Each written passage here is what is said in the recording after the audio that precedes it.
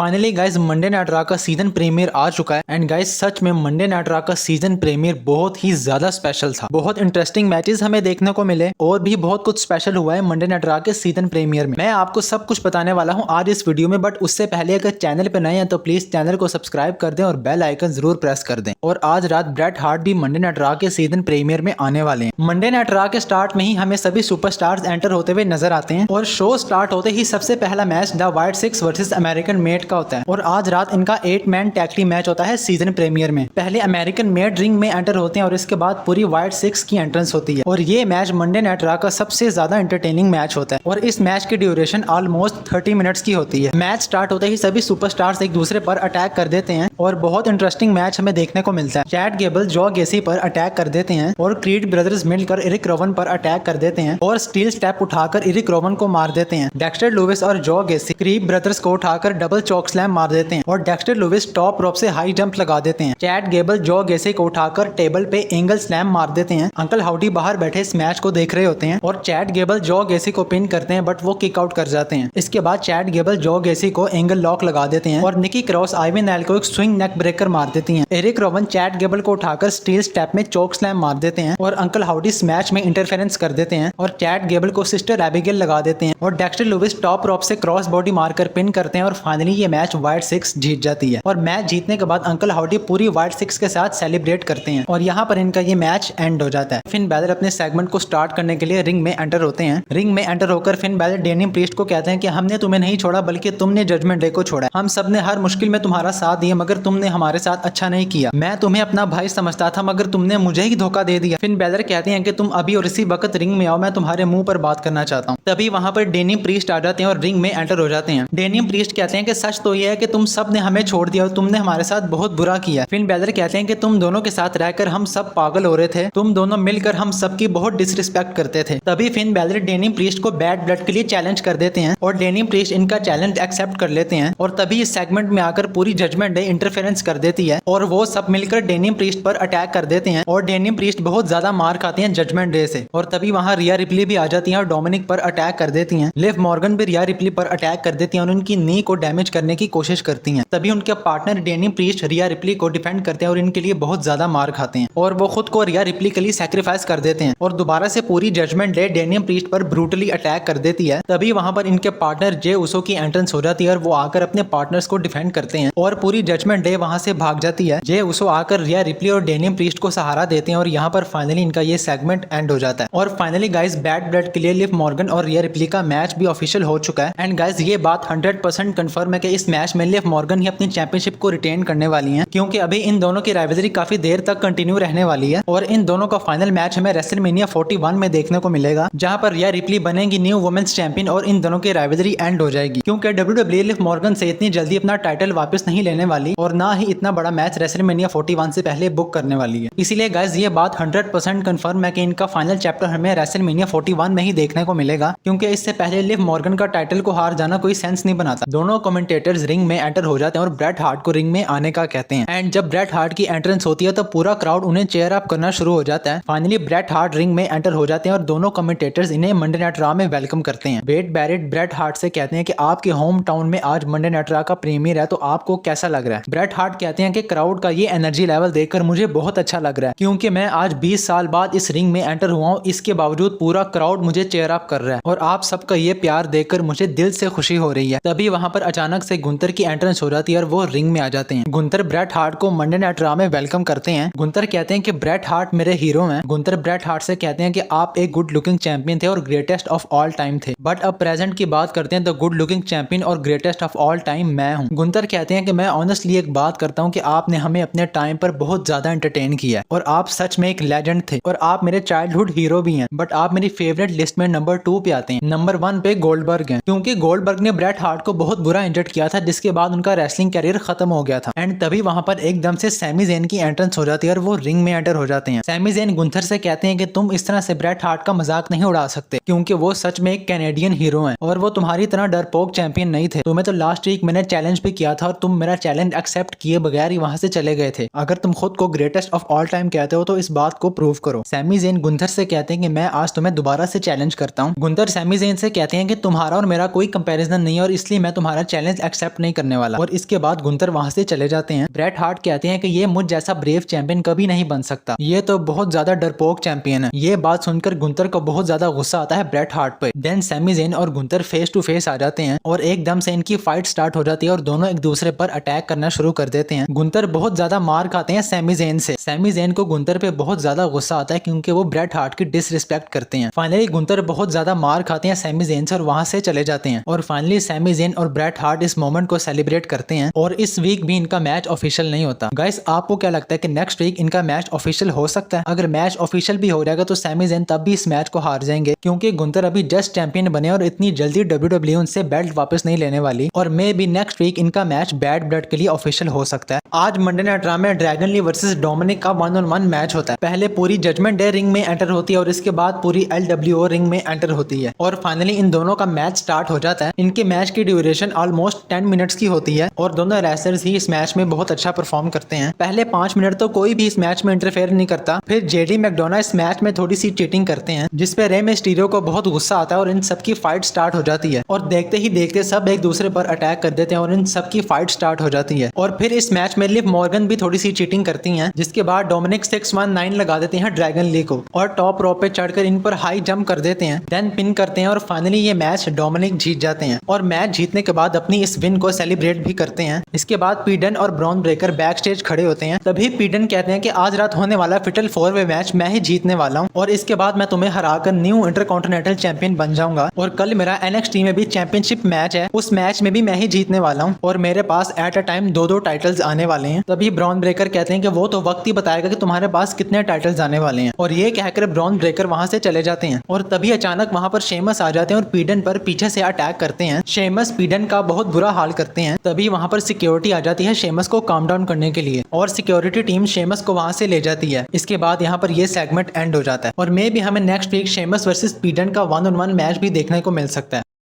Monday night Raw में Drew McIntyre का segment सबसे ज्यादा एंटरटेनिंग होता है। ड्रू मैकिंटायर रिंग में एंटर होते हैं तो पूरा क्राउड सीएम पंक कहना शुरू हो जाता है। मैकिंटायर कहते हैं कि आज मैं बहुत ज्यादा खुश हूँ और वो भी सीएम पंक को चेयर अप करना शुरू हो जाते हैं। ड्रू मैकिंटायर कहते हैं कि लास्ट वीक सीएम पंक के साथ मैंने जो कुछ भी किया वो उसे हमेशा याद रहने वाला है। मैकिंटायर कहते हैं कि मैंने सीएम पंक को समर स्लैम में पिन किया था और उसने मुझे स्ट्रैप मैच में पिन नहीं किया और मेरी नजर में ये बहादुरी बिल्कुल भी नहीं है। ड्रू मैकिंटायर कहते हैं कि मैं हमेशा हमेशा के लिए सीएम पंक के करियर को खत्म कर दूंगा। इसके बाद वो अपनी आने वाली हॉलीवुड मूवी का जिक्र करते हैं। इसके बाद ड्रू मैकिंटायर वेड बैरेट से कहते हैं कि तुम मेरे सबसे अच्छे दोस्त हो और लास्ट वीक जब मैं सीएम पंक पे अटैक कर रहा था तो तुमने मुझे आकर इंटरप्ट किया था और मुझे उस टाइम तुम पर बहुत ज्यादा गुस्सा आया था। और इन दोनों को देखकर ऐसा लगता है कि जैसे इनकी फाइट स्टार्ट होने वाली है। बट तभी वहाँ एडम पेयर्स आ जाते हैं और ड्रू मैकिंटायर से कहते हैं कि मेरे पास तुम्हारे लिए एक बहुत बड़ी न्यूज है और तुम अभी और इसी वक्त रिंग में आ जाओ। एडम पेयर्स कहते हैं कि मेरी सीएम पंक से बात हुई है और उसने कहा है कि मैं next week Monday night Raw में रिटर्न आने वाला हूँ और वापस आकर मैं ड्रू मैकिंटायर से इस सब का बदला भी लेने वाला हूँ एंड उसका बहुत बुरा हाल करने वाला हूं। और उसने मुझे तुम्हारे लिए एक मैसेज देकर भेजा कि बैड ब्लड में CM Punk versus Drew McIntyre का हेल इन अ सेल मैच होने वाला है। और फाइनली एडम पेयर्स भी इनके मैच को ऑफिशियल कर देते हैं और अब बैड ब्लड में हमें CM Punk versus Drew McIntyre का हेल इन अ सेल मैच देखने को मिलने वाला है। और इस मैच में सीएम पंक विनर बनेंगे क्योंकि अगर ड्रू मैकिंटायर इस मैच में विन करते हैं तो इनकी राइवलरी एंड हो जाएगी और अभी के लिए WWE इनकी स्टोरी लाइन को कंटिन्यू रखना चाह रहा है। एंड गाइज ये सब ट्रिपल एच पे ही डिपेंड करता है कि वो इन दोनों की स्टोरी लाइन को कब तक कंटिन्यू रखने वाले हैं।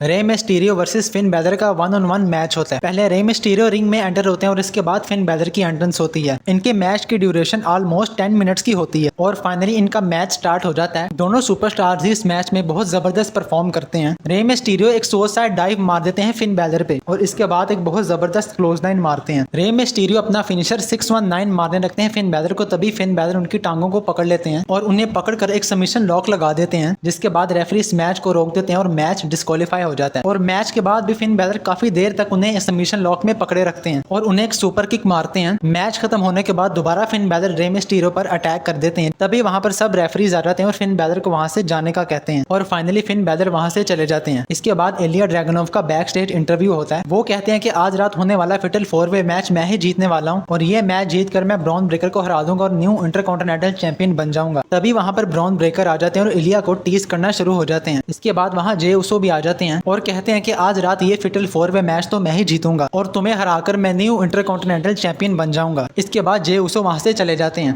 सबसे लास्ट पे बात करते हैं फिटल 4 वे मैच के बारे में। ये मैच सच में काफी ज्यादा एंटरटेनिंग होता है। फाइनली सब सुपरस्टार्स रिंग में एंटर हो जाते हैं और इनके मैच की ड्यूरेशन ऑलमोस्ट 15 मिनट्स की होती है। फाइनली इनका मैच स्टार्ट हो जाता है और मैच के स्टार्ट में ही सब मिलकर ब्रॉन स्ट्रोमैन पर अटैक कर देते हैं। जे उसो एक सुसाइड डाइव मार देते हैं ब्रॉन स्ट्रोमैन पर और इसके बाद एक ड्रॉप किक मार देते हैं इलिया ड्रैगनोव को। पीडन ब्रॉन स्ट्रोमैन की फिंगर्स को बेंड कर देते हैं और इलिया ड्रैगनोव टॉप रॉप से ब्रॉन स्ट्रोमैन पे जंप कर देते हैं। जे उसो एक सुपर किक मारते हैं ब्रॉन स्ट्रोमैन को और तीनों मिलकर ब्रॉन स्ट्रोमैन को स्टील स्टेप में मार देते हैं। रिंग में जाकर जे उसो इलिया ड्रैगनोव को एक सुपर किक मारते हैं और पिन करते हैं, बट ड्रैगनोव किक आउट कर जाते हैं। इसके बाद ड्रैगनोव जे उसो को एक क्लोजलाइन मारकर पिन करते हैं, but J Uso kick out कर जाते हैं। इसके बाद ब्रॉन स्ट्रोमैन इलिया ड्रैगनोव पर अटैक कर देते हैं और एकदम से इनके मैच में बिग ब्रॉन्सन रीड इंटरफेरेंस कर देते हैं और ब्रॉन स्ट्रोमैन पर ब्रूटली अटैक कर देते हैं। और तभी इलिया ड्रैगनोव एक सुपर किक मारते हैं पीडन को और उठाकर एक पावर बॉम्ब भी लगा देते हैं और पीडन को पिन करने लगते हैं, बट जे उसो काउंट को ब्रेक कर देते हैं और टॉप रॉप पे चढ़कर एक क्रॉस बॉडी मार देते हैं पीडन को एंड पिन करते हैं। और फाइनली ये मैच जे उसो जीत जाते हैं और बन जाते हैं number 1 contender for the intercontinental championship और मैच जीतकर अपनी इस विन को सेलिब्रेट भी करते हैं। एंड अब जे उसो वर्सेस ब्रॉन ब्रेकर का 1-on-1 मैच होगा फॉर द इंटरकॉन्टिनेंटल चैंपियनशिप। आज की वीडियो में बस इतना ही। वीडियो अच्छी लगी हो तो प्लीज वीडियो को लाइक और चैनल को सब्सक्राइब करना मत भूलिएगा, क्योंकि मैं WWE से related videos and news updates लाता रहता हूँ।